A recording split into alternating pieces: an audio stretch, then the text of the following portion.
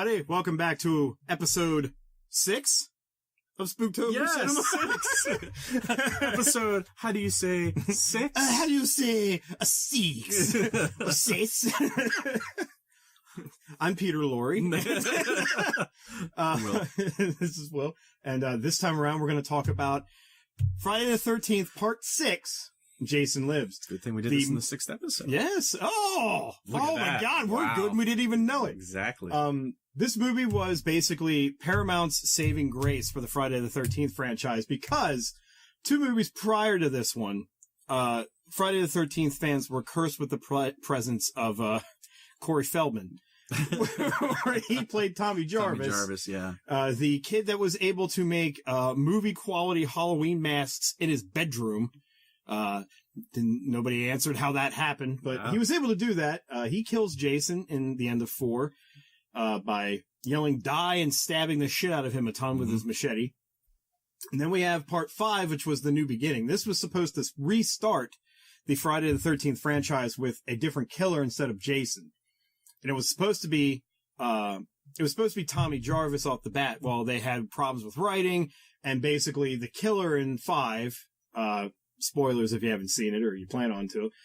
The killer in 5 was basically an ambulance driver that was the father of the chocolate-obsessed slow person that got axed to death by the maniac that they let live in the fucking home for the mentally gifted. Yeah, because he's out there like hacking wood. The character comes up, he's like, you want some of my chocolate? And he's like, get away from me! And he's like, well, fine! I don't like you either! He just walks away, and the guy's like, ah! Just like hacks him to death with a fucking axe. And then they just put him in a car and drive him away. Well, the ambulance driver was that kid's father, so he starts going back and killing them to get revenge, so it was like another revenge plot idea. They were trying to... How they were gonna go farther than that, I'm not exactly sure.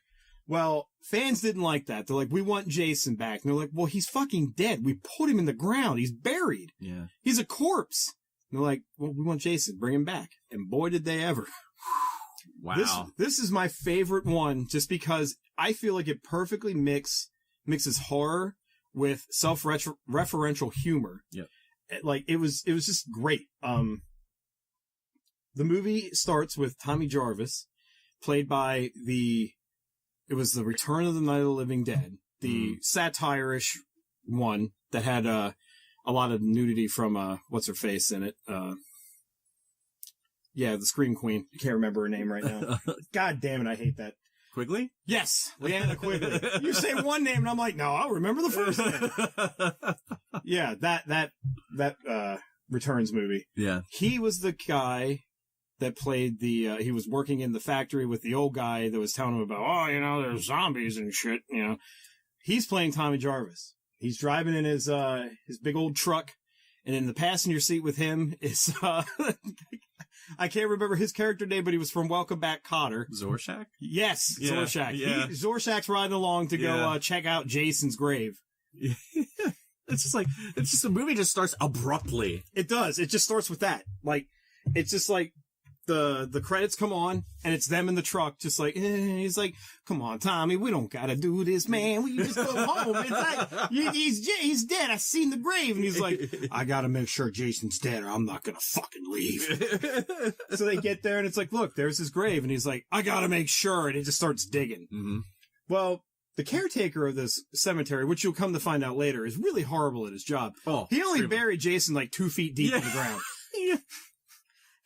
They find the casket, they open it up, which there's tons of spider webs in it. I don't know many spiders that live in the ground that dig 2 to 3 feet under. I think that was just like over the top, just to try to like be But boy, did they must have got a hell of a deal on the worms and maggots effects, because he was just covered in them. Well, Tommy sees him in the grave, and that just sets off him in his head when he tried to kill him years back. Rips part of the fence off the goddamn cemetery gates and just stabs him repeatedly. Impales him with the fence. Yeah, many, many times. And for some reason, he still had his hockey mask. Yeah, I didn't understand that either. Because it's one of those funny things, like, when you just watch it for pleasure, you don't notice these things. When you're actually watching it to talk about it and analyze the shit out of it, you start, you like, the blinders are off. You're like, why the fuck does he have that? Yeah. Why did he come back here? Why is Rorschach here? It was like, who's that guy? You know? So he stabs him, he gets out, he's like, yeah, fuck you, Jason, throws the hockey mask down in. So they go walking back because he's going to light it on fire, and then lightning strikes not once, but twice. Yeah. Directly on the fucking piece of the gate that he put into Jason. That's enough to reanimate all of Jason's dead tissue. Yes. Yes. So he's alive now. Jason gets out of the grave, and this is the funniest part. Tommy's like throwing gasoline all over him. Yeah. He goes to light a match, and at that exact moment, it just starts downpouring. Yep. So instead of running away, Tommy's still sitting there trying to light more matches. Like, get out of there. Get out of there. In the meantime, here comes Rorschach with a fucking shovel, beams him over the head. Jason just punches a hole straight through his body, and he drops into his casket, and the door shuts. Yeah. So that Tommy does eventually escape, which then he goes to probably the most trigger-happy, like, cops I've ever seen in my life. Like, the sheriff is just sitting in his desk. Like, sitting at his desk. Tommy comes running through the front door. He just grabs a fucking revolver and points it at the guy. It's like, what if there's an emergency? Yeah. Like, do you do this to everybody that comes? Like, hey, there's a fire. You know, jumpy, yeah. He's like, you gotta settle down, kid. Being around like that could get you shot. It's like, what are you doing as a sheriff? So Tommy's telling him all about it. Of course, you know, because it's a movie. The sheriffs don't believe him. The cops don't believe any of it. They're like, you're that Tommy Jarvis kid. Yeah. You went to the mental hospital, You went to the mental hospital. You're the one that, I'm sorry about what happened to your family, but get the fuck out of town. Yeah. So Tommy's just like, I can't take it. Nobody's believing me. He just goes and grabs the shotgun out of the cops' like lockers. Yeah. And of course they throw him in the the cops jail. are like, you can't do that. Yeah. So we're gonna put you in jail now. I mean, you ran in on a sheriff that drew a gun on you, so you thought you could just steal their shotguns, and they would just be like, well, I just bring it back fully loaded, I guess. You know, yeah. leave it the way you found it. Yeah, please clean it first, you know, before you return it. So they throw him in the jail, and that's where he's sitting in the stew for a little while. Mm-hmm. Oh, this movie. So then at this point, the caretaker at the graveyard comes up. He's like, that's just why why'd they dig him up?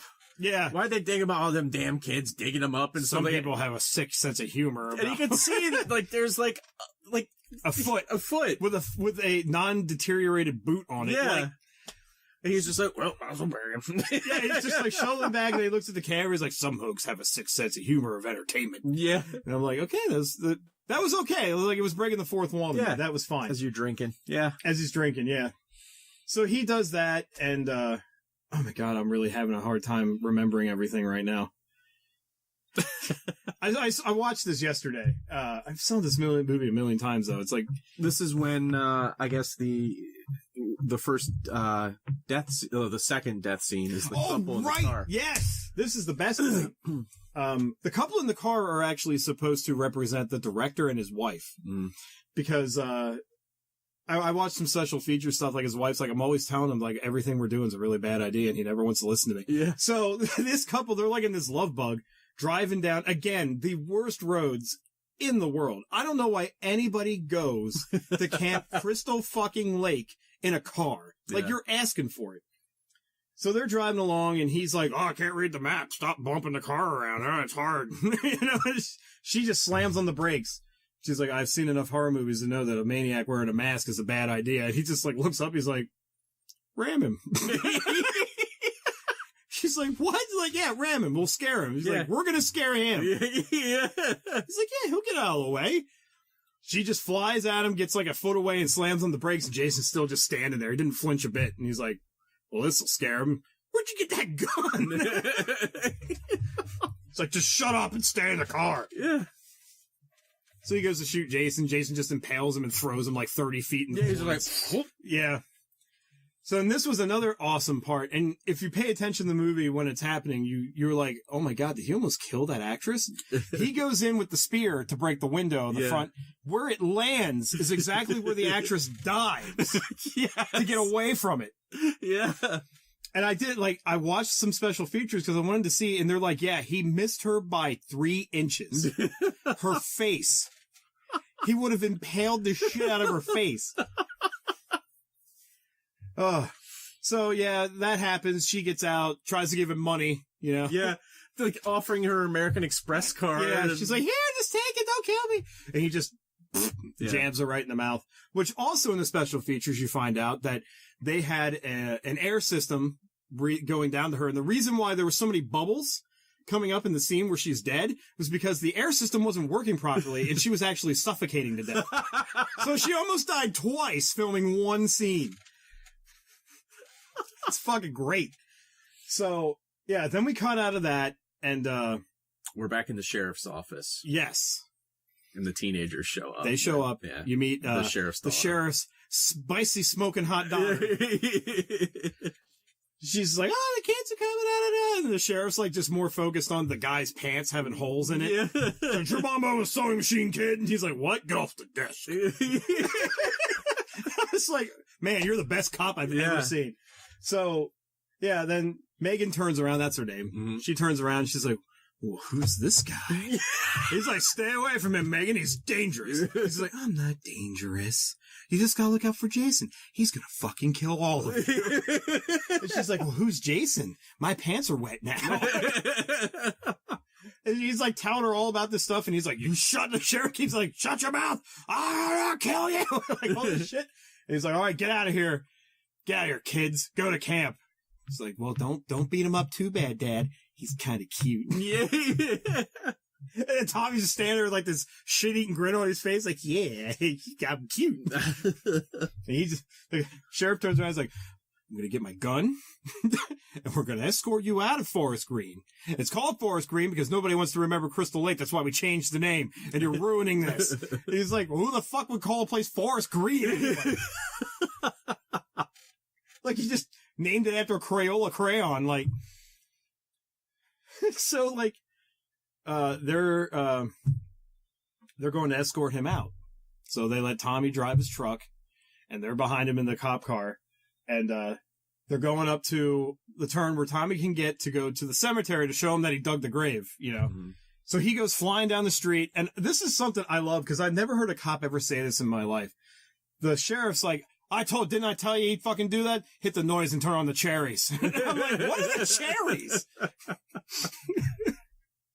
So they get there, Tommy takes him, like, he runs to the grave, they, like, fucking tackle him onto the ground. Yeah. He's like, look, Sheriff, look at the grave, I told you it's dug up. And he's like, oh, I guess he got cold and pulled the dirt back over during the night. And then that's when the caretaker comes out, he's just wasted. And he's just like, tell him you dug it up. Tell him you put it all back, didn't you? Tell him. He's like, oh, wait. Tell him I filled the grave back in? What, does he think I'm some kind of fart head?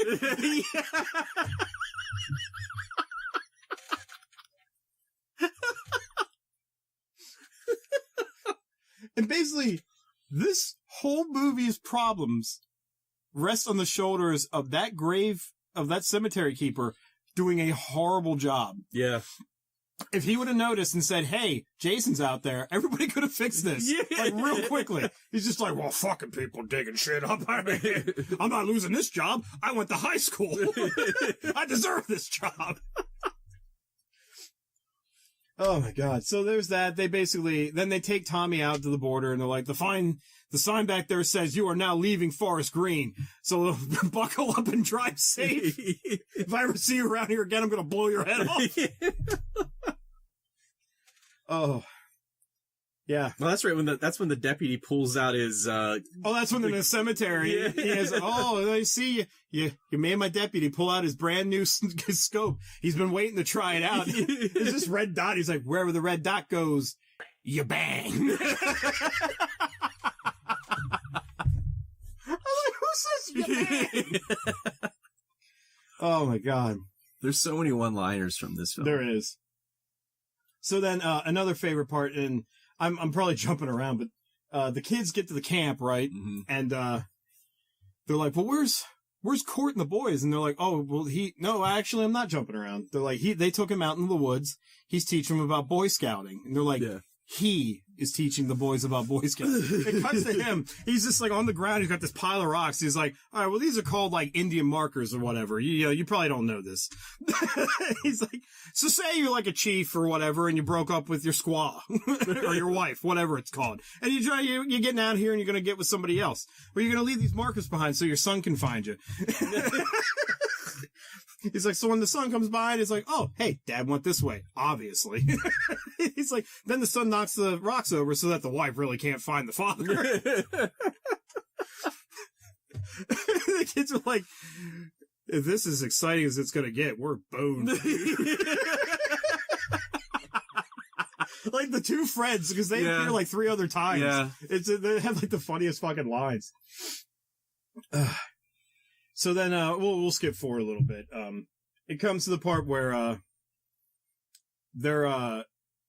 it's like it's nighttime now.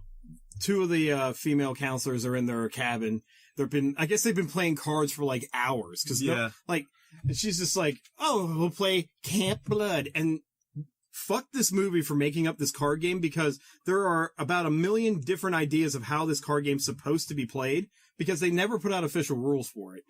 But she's just like, oh, this Jack Spades, this is Jason. You shuffle this up, all the other face cards are counselors, you break it up into 4 piles, and you have to figure out which cabin Jason's in. And I'm like, this sounds like the Nintendo game. Yeah, it does.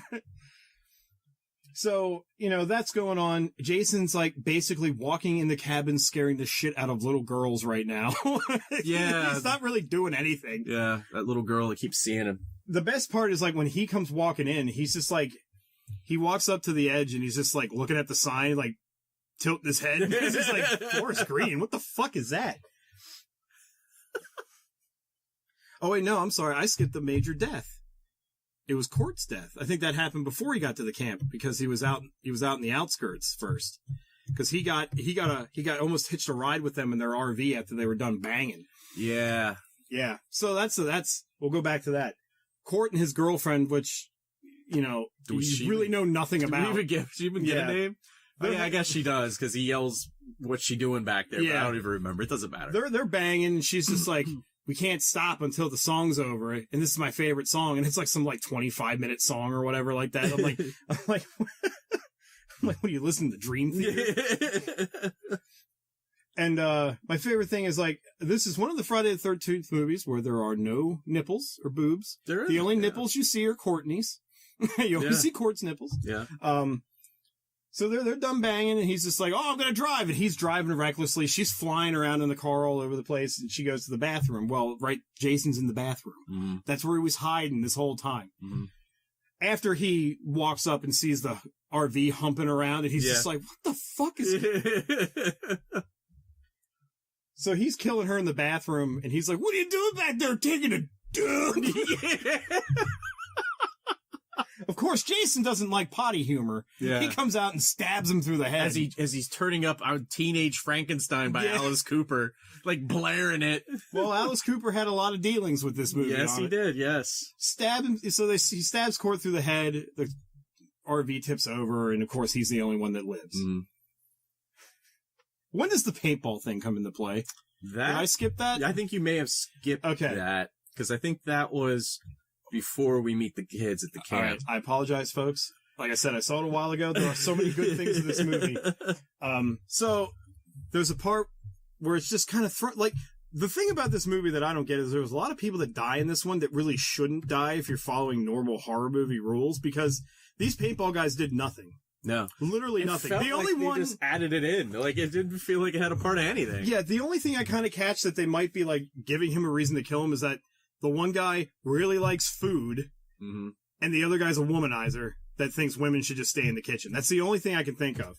But, so, it's like this business group consisting of 4 men and 1 woman. So it's a very small business, I guess. They're playing paintball in, of course, Camp Crystal Lake. Because where else would you play paintball than fucking Camp Crystal Lake? So, the woman shoots like the 2 men after like they have this one dude has this whole spiel about like paintball's man sport. It takes cunning. It takes exact precision. It takes tactics. And she just jumps out of a bush. She's like, bam, bam. So she's dragging those two guys away, and then meanwhile, somebody else that got killed by her earlier, like in the paintball game, he has a machete for some reason on a paintball excursion. Yeah. He's slashing the shit out of just vines for no reason. He's not going anywhere. He's just beating the shit out of the forest. He's like, damn bitch, I stayed in the kitchen. Where women belong. And then Jason he goes back for another swing. Jason grabs his hand and just throws him, rips his arm off. Yeah. The dude's face hits a tree and leaves a smiley face impression on the tree, which I was like, okay, that's a little too fucking goofy. Yeah. But then, like, Jason's, like, looking at the arm, like shit, I did that? So, and that I thought was kind of neat, because it kind of shows, like, he's like, oh, I'm getting, like, superpowers or something. Like, he's, like, realizing slowly, he's like, I can't be killed. I'm super strong. You know, it's like, which I thought was a neat little touch. And he takes that machete, too. He takes the machete, yeah. And he also has, like, these nice pair of yellow work gloves that Tommy left for him. Yep. And a utility belt, which makes him the most organized Jason out of all of he Jason. really is. So, yeah, there was that one. And then there was one guy left. It was the dorky guy. There was a dorky guy playing paintball with him that got lost. He's just running around. He shoots Jason with a paintball, and he's just like, oh, shit! Help! Help! And you never see him get killed. No. It cuts away, so I'm like, was he our only survivor? Maybe. But it felt like that whole thing just like... It was tacked on. Yeah, it's it felt like they were just like, we should have a scene where there's assholes playing paintball that get killed. Well, there are a lot of scenes where, like, it feels like the death count is just in there just to get it bloated up. Yeah. Because there's also the scene where, like, the guy takes his girlfriend up into the woods, and he's like, oh, you thought I brought you up here just so I could... Well, you know. Oh, yeah. And she's just like, no, it's okay. You want to anyway? Oh, I got a headache. I was working out, my muscles ache. Fuck it. So they're like making out. He just kills them for no reason. Yeah. And then that's when Cemetery Man comes back in. Yeah. He's walking around drinking his whiskey, singing to himself. Where'd the rug go? Where's the rug? And there's like this rock. He's like, oh. What the hell is that? He's like swinging the whole time. He's like, you're gonna be the death of me. He goes to throw it, and I guess Jason was like directly behind him and caught the bottle. Yeah. Breaks it and then stabs him in the throat with it. And then that's his anti-littering campaign right there. Oh, that's right. He didn't kill those two lovers yet. The one guy leaves because he hears the guy scream. Yeah.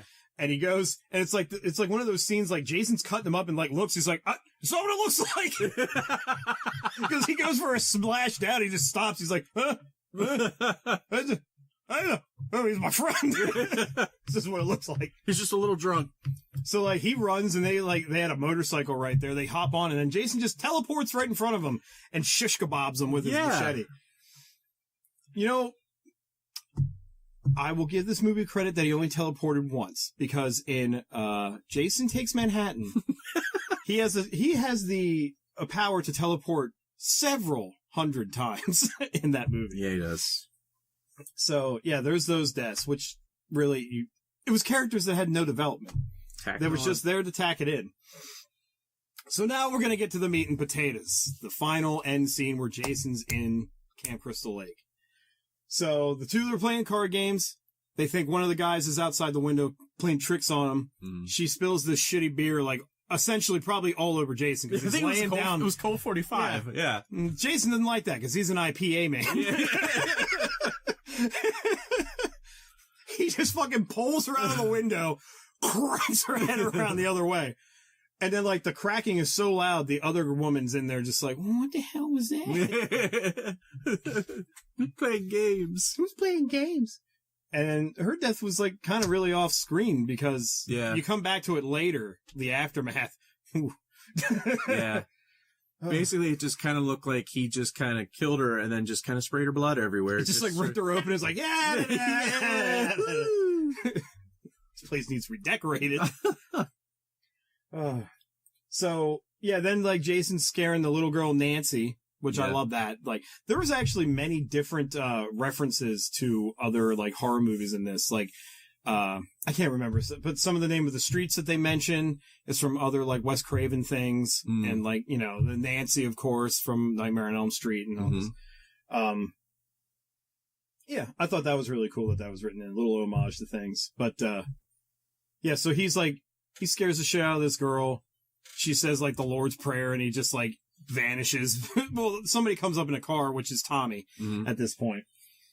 Tommy, now reading some occult books, knows how he has to kill Jason. Yeah. Which I thought was really stupid. I'm like, I'm sorry. That actor might not be a stupid guy or whatever, but, like, you look at how he is, and you're like, you don't read. Like, stop. No. You're like this fucking, you're like this, like, fucking boy toy kind of guy. Like, you're not this smart book reading type gentleman. But he gets there, after the cops leave, and, like, Megan breaks him out of jail. He gets there with Megan, and, you know, the sheriff's doing his best to rally up all the kids and get them into one cabin so he knows where they are, and, you know, he comes out of the cabin, and, in the meantime, one of his, Mr. Handsome gets killed. There's, like, a cop that has his hair, like, all perfect, and he's making sure it's perfect, too. He's, like, looking in the rearview mirror, is like, oh, man, good hair. He just gets his head crushed, which I thought was kind of weak and stupid. Yeah, some of the deaths really were kind of, like, wow, they're just doing it to add more deaths. Yeah. He gets his head crushed in, so he's dead. You know, the sheriff wrangles up all the kids. Then he sees Jason's going after Megan. He's like, oh, no. Well, when he first encounters Jason, there's the shotgun scene where he shoots him. Which was stupid. Which was really stupid. I love it because, like, he shoots him and the music goes silent because Jason's laying silent. Then he gets up, it's like,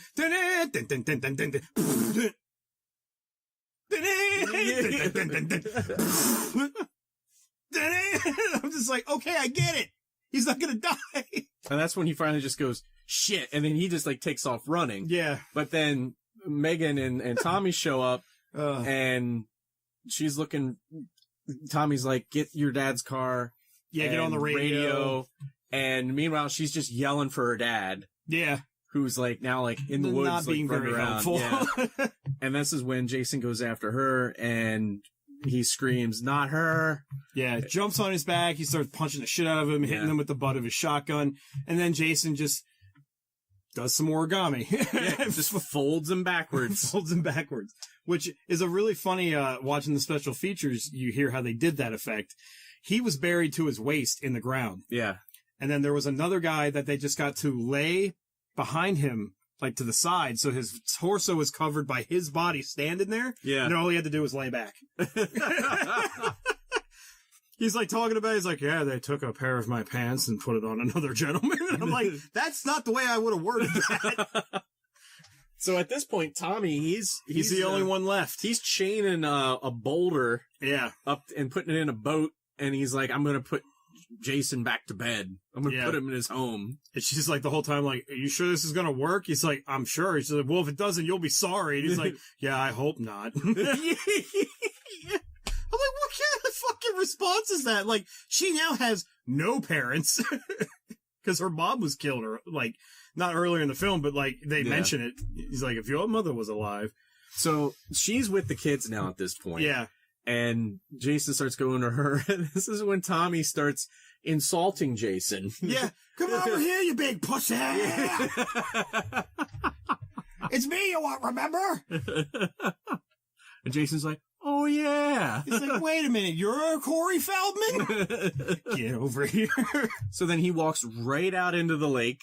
Yeah, it just goes under the water, and Tommy's just like, I did not think about that. Yeah, I didn't realize that I couldn't just throw the dead man doesn't chain have to breathe. noose around his neck. Shit.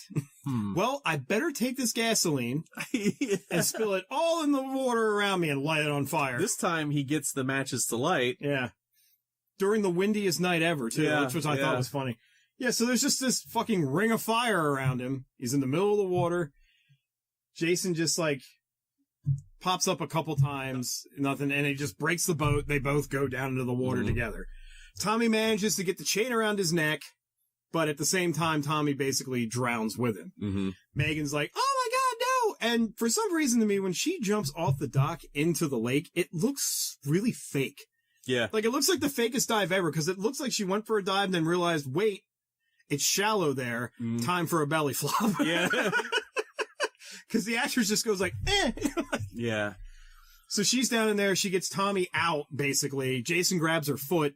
She's by the boat, turns the motor on, and just, like, shreds the shit out of Jason's face. Yeah. Which I thought was really funny, because on the surface of the water, like, when you hear his head crack and blood starts coming up. I was like, oh, apparently Jason was made of leaves and chocolate milk. Because that's what it looks like. Yeah, it did. Because you just see like a bunch of leaves come up and then just like this murky brown like substance. chocolate syrup. Yeah. It's like, oh, that's how you make a Voorhees. Yeah. So yeah, they get Tommy back up, and then there's this awkward, really silent scene of her trying to get Tommy to breathe again, which I'm like, did this really happen? Because everybody like that's there is like, oh my god, he's dying. He's really dead.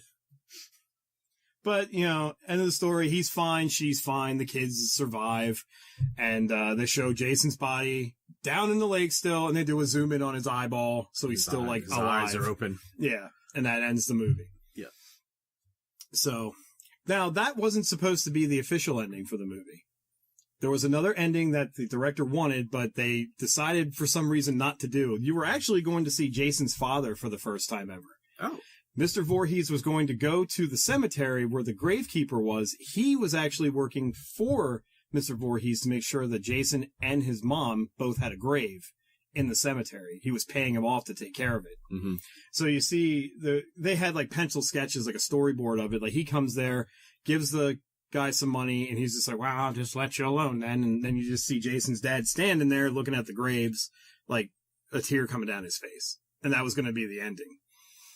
Which I don't know why they didn't go with that, because it could have opened up a whole bunch of other stuff better than where they went with it after this movie. Yeah. Because basically the sequel to this movie, the producers were like, well, why don't we can't really do Jason versus Carrie, but we can still make a person that has psychotic, psychic powers to move shit around. So it's basically Carrie. Yeah. Because we can't do Jason versus Freddy yet. So yeah. But that was part 6. I love it. I'm very biased to it. I give it a 9 out of 10. I love the shit out of this movie. I give it a 7. I see that. I'll completely agree with it. If I don't have nostalgia glasses on, I still give it a 7 though, because some of the deaths are interesting. Although they could have done, some of the deaths didn't need to happen. It's the self-awareness, the breaking of the fourth wall was kind of fun. It was a nice add-in, yeah. The paintball scene, although funny, I guess, didn't really need to be there. It was weird. Court was my favorite character, and I don't think he got enough screen time. No, he didn't. But, he was he didn't care about, he didn't give a shit about anything going on. Yeah. But I'll give it a 7 out of 10. Yeah. So that was Jason Lives, Friday the 13th, Part 6. Join us next time. Now, this was a request. Yeah, this is a bonus. This is a bonus. This was a request. We're going to cover Frankenstein meets the Wolfman from 1943. Yeah, so join us back for that one, guys. So thank you so much for watching, and we'll catch you in the next episode.